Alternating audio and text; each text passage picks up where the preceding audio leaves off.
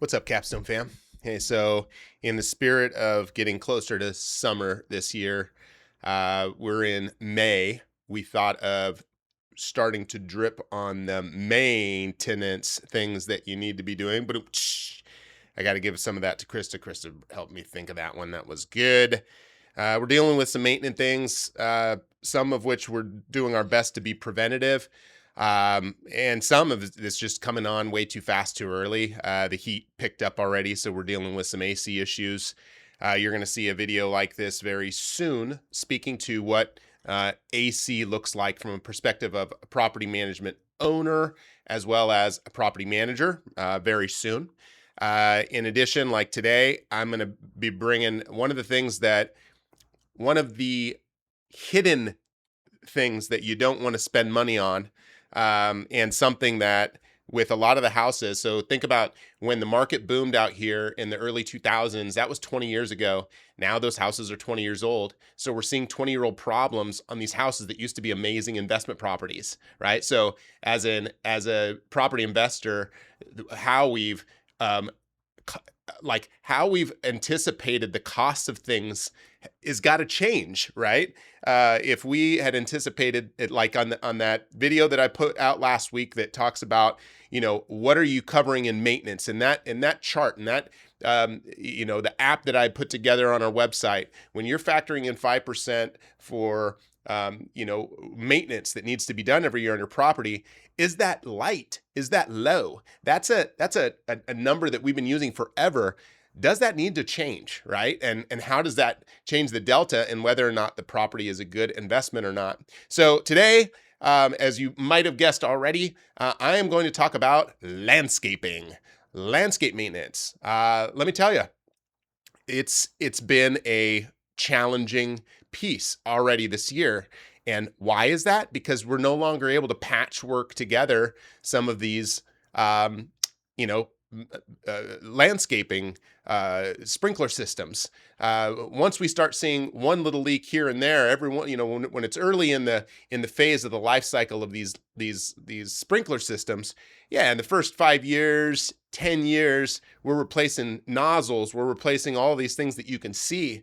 Well, the struggle is that now we're starting to see, or we might be experiencing landscaping systems that need full rehab.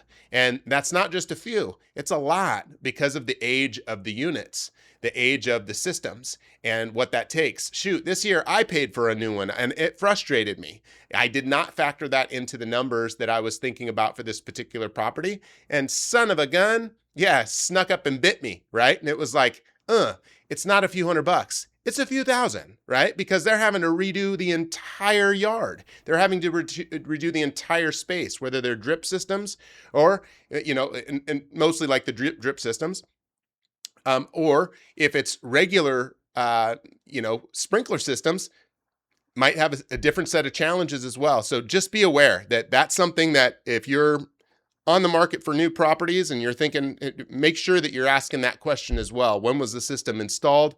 If there are any records, any warranties, anything on that, that can be helpful because again, it's something that we're seeing. Where it doesn't show up to you is it doesn't show up because the tenant will move out, right?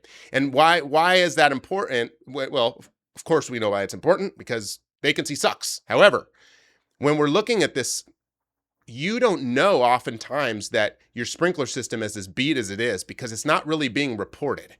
How we hear about this, right? This is where this is the sneaky one. How we hear about this is regular checks to the property where we see that the landscape is dying, right? Why is the landscape dying? Because the tenant turned off the water to the sprinkler system because their bills were so high because the system was leaking so much and never reported it. Right? So this is one of those that we're like, wait, what's going on here? Who's responsible for the plants? More than likely the tenant. But is that some path that you want to go down, or can we get ahead of it and make sure that all of your, plants and whatnot are living like they should?